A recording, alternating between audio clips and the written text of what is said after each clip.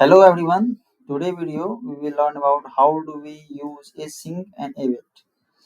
Async and await are used in JavaScript to handle asynchronous operation more easily, allowing you to write code that looks synchronous but it actually asynchronous.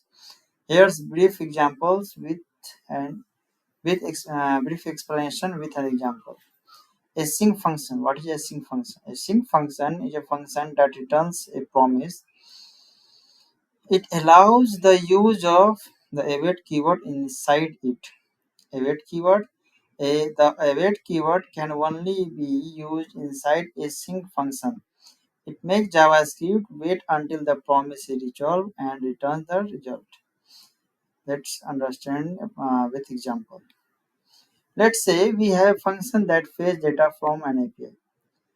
Simulating a fetch function that returns a promise. Function fetch data. Return new promise resolve. Okay. Set timeout.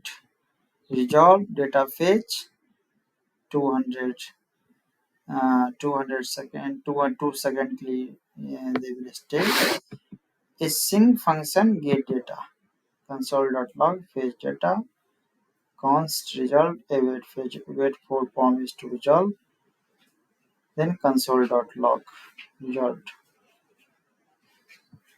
Logs data fetch after 2 seconds. Let's understand the explanation.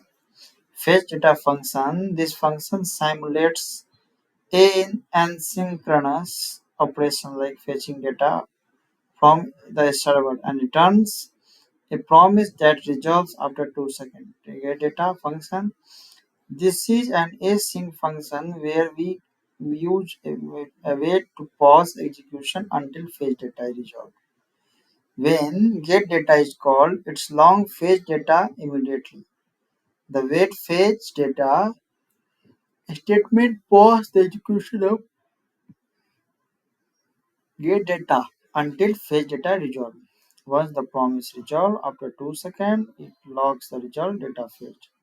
This example shows how async and await make it easier to work with asynchronous code, avoiding the need for complex promise chaining, then and catch. So this is all about the asynchronous and await. In next video, we will see about what is the generator function in JavaScript. For now, thank you for watching this video. We will meet in the next video.